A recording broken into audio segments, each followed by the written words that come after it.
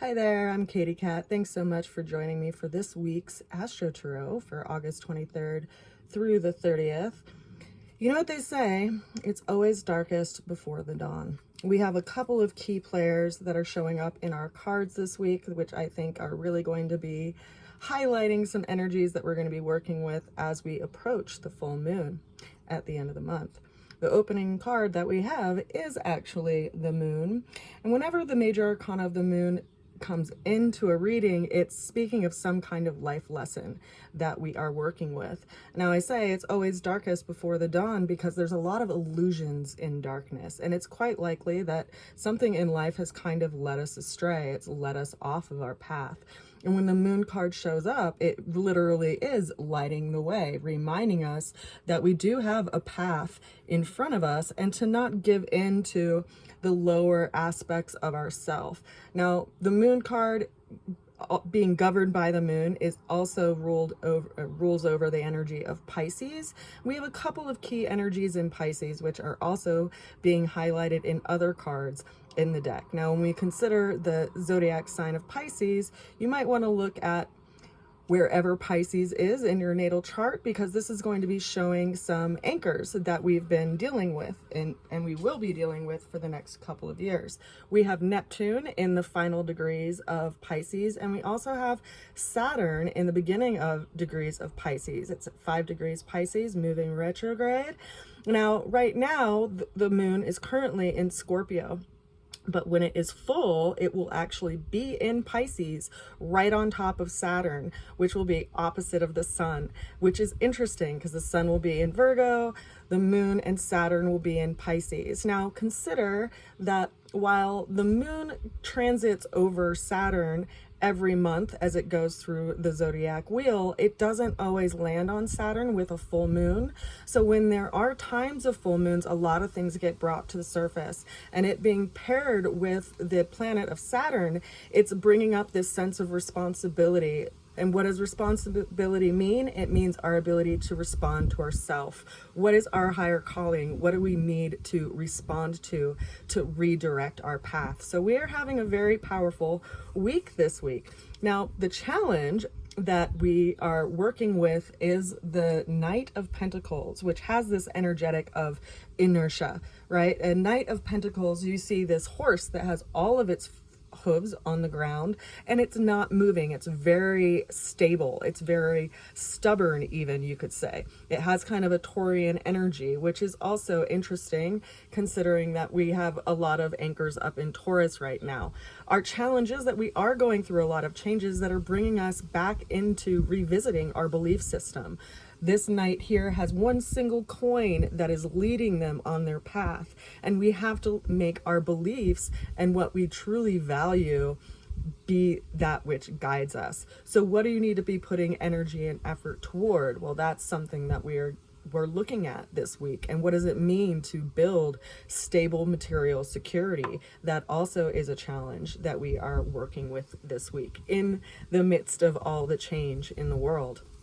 The way that we're going to get through the challenge came in by way of the Emperor. Now, this is another major arcana. It's our own inner warrior, and where we feel a sense of duty and being called to task. Now, we have to be able to look out at our lives in a perspective that has a little bit of distance to it, so that we can see kind of where we get caught up in things and where we ultimately want to go. Because if you continue to hold your aim where you want to go, you'll eventually get there. But if you allow yourself to be led astray, you can end up in a totally different path that you never even thought that you would value before. So the Emperor shows up, and it's telling us to make order out of this chaos.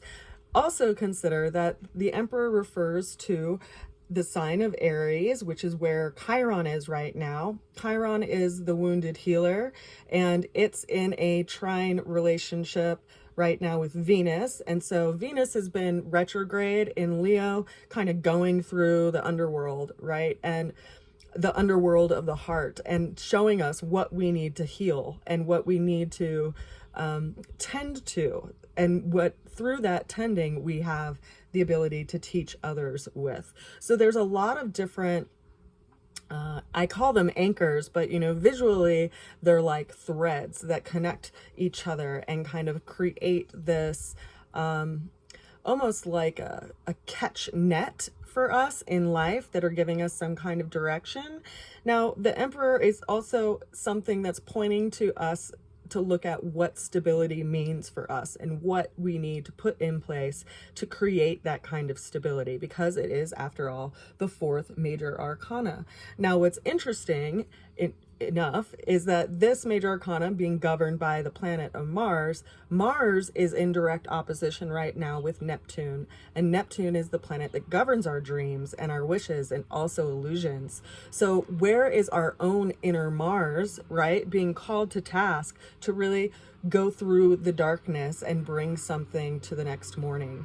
I think it's an interesting interplay that we're all working with right now.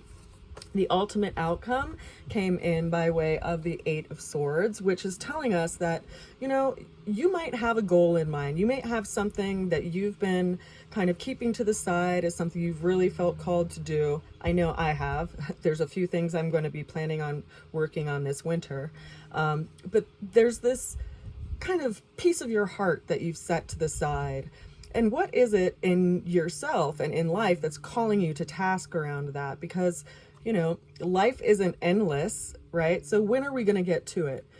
But we have to realize that when we make a goal or make an aim to accomplish something, just because we make that decision doesn't mean that it's instant. It's going to take time. It's going to take effort. And you may feel like you're in this place right now where all of your efforts are of waste, right? There's this aspect of time that has to put everything in place for something to take root and take hold.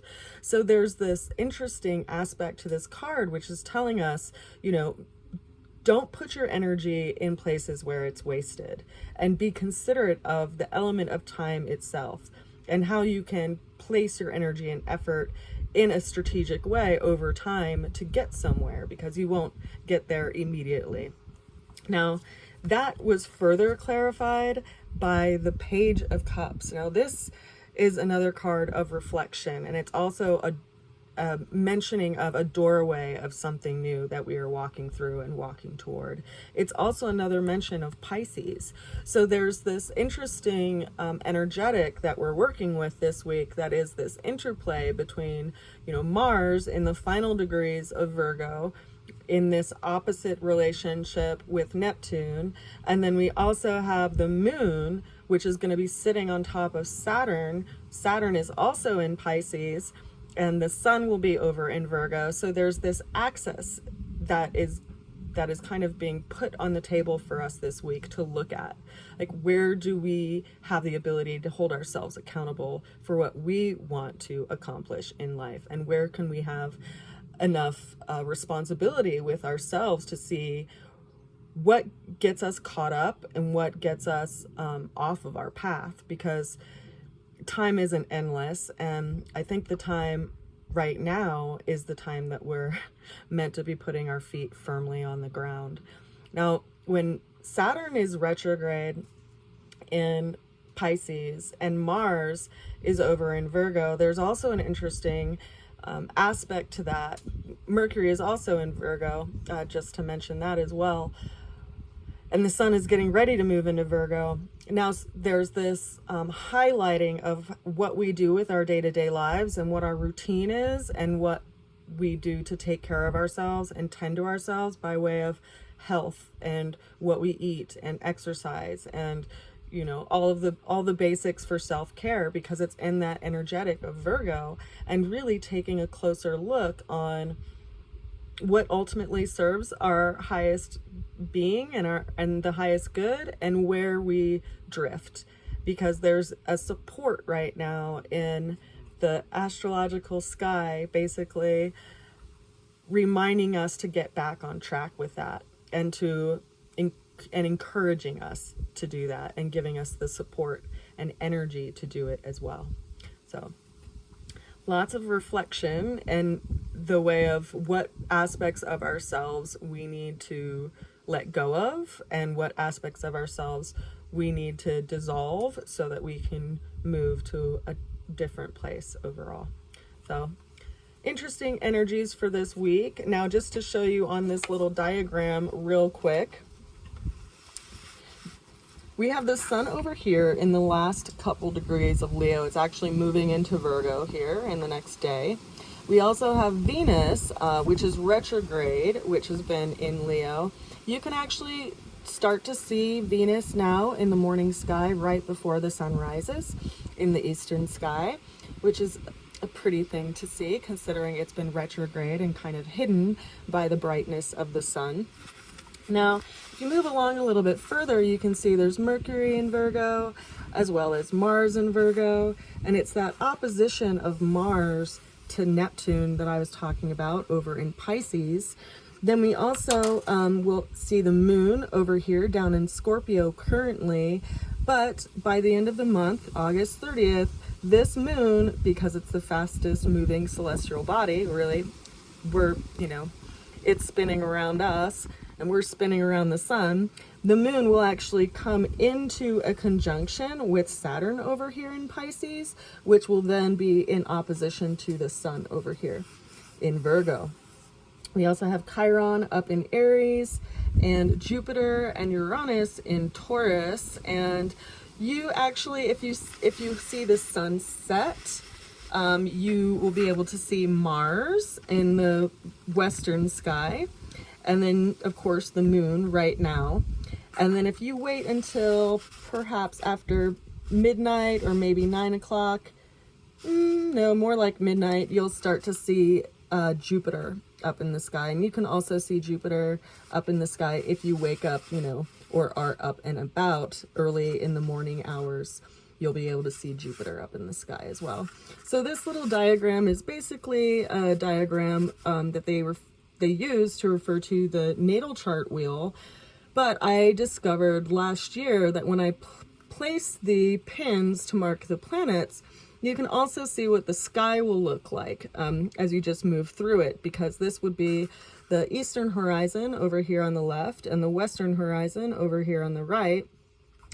And you can see that when the sun rises, where the planets are placed, because this would be sunrise up at zenith position, this would be noon, and of course it's bright outside, so you wouldn't be able to see any planets other than the sun. Sometimes you can see the moon though when the sun is up.